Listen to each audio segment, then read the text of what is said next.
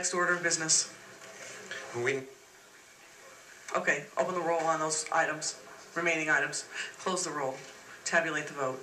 11 ayes. Mr. Clerk, we have 12 members present in the chamber now, so I'd like to also have us reconsider item numbers 10 and 16. Oh, okay, so item 10. Item 10, all right, 16 had 12. So if we can open the roll on item 10, please, for reconsideration. Close the roll. Tabulate the vote. The item is now before 12 us. ayes. Thank you. Are there any members wishing to comment? There is a card on, there are cards on 10. Well, all right, there, we already have had a public hearing on this. Mr. Reyes.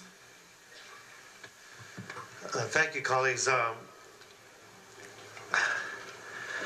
We received some letters and we did receive comments and we did have the public hearing on this.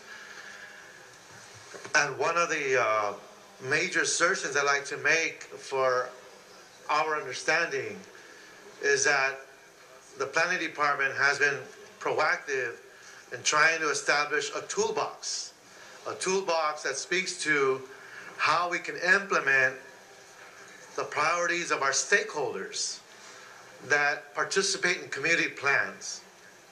Now, the community plan is that blanket under the general plan that starts defining our space, the role of how we move and engage all the different functions of a community.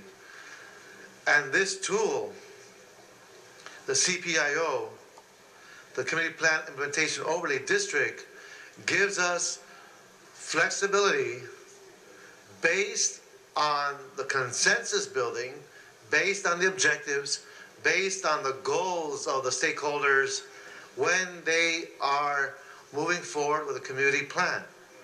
So there have been assertions made that you're going to be spot zoning, you're just going to change our specific plans, that you're going to upset the consensus that we fought very hard to achieve in the past, that we're going to be making it easier for developers to build, or we're going to make it easier for those who do not want development to stop projects.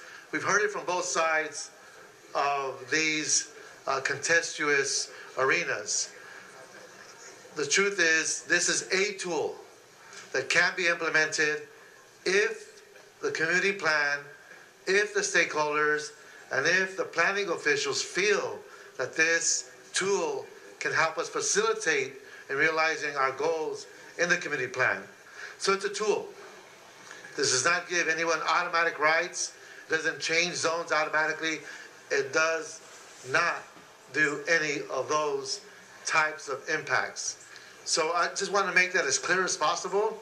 I know there are a lot of questions, but colleagues, when we have 40% of our planning staff gone, when we have issues that are very specific, that are in some places very dire in need to address, this allows us to move quicker without having to go through all the machinations of a specific plan.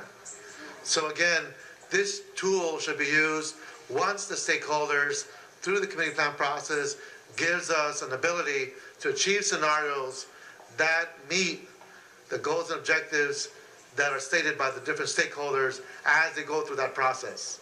So I know there'll be questions.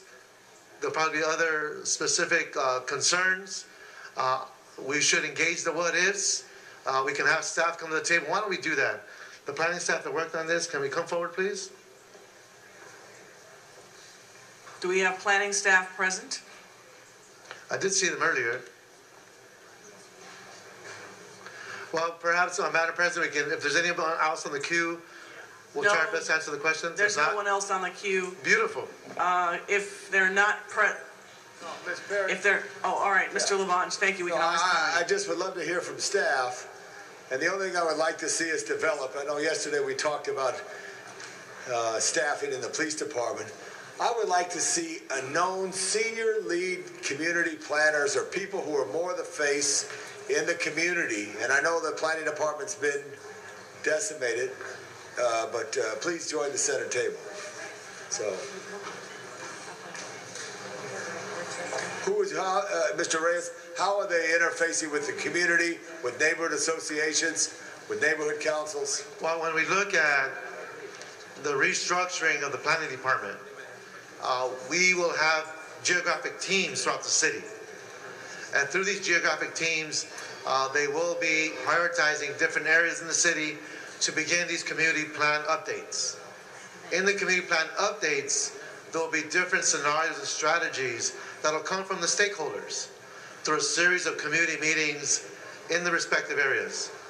When that occurs, there's going to be a menu of sorts that defines different ways to achieve those goals.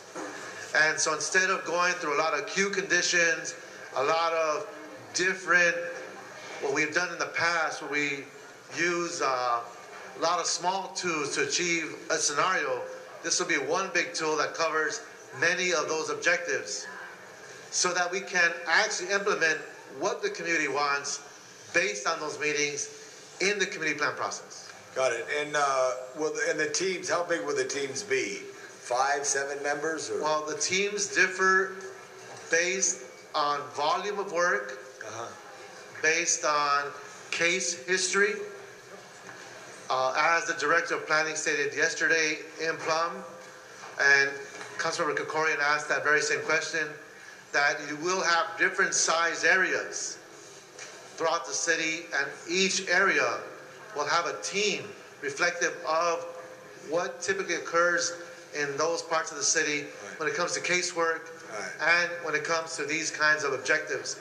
We're setting these new scenarios. My only friendly amendment, if there's a need or just there, is that the planning department identifies staff that would work as a point person representative for planning to the variety of neighborhood organizations, neighborhood councils, area community businesses associations and chambers, so that they're the actual point person, that they're known, and that they're when once this operation, which when selected by management, goes into the region, that they circulate this as wide as they can through the system of the internet as well as through the system of local papers. To address that point, Councilor LeBon, after the holidays, after January, once the department has settled down and we've defined these team areas, I do plan as Chair of Plum to go out into the city and introduce the planners,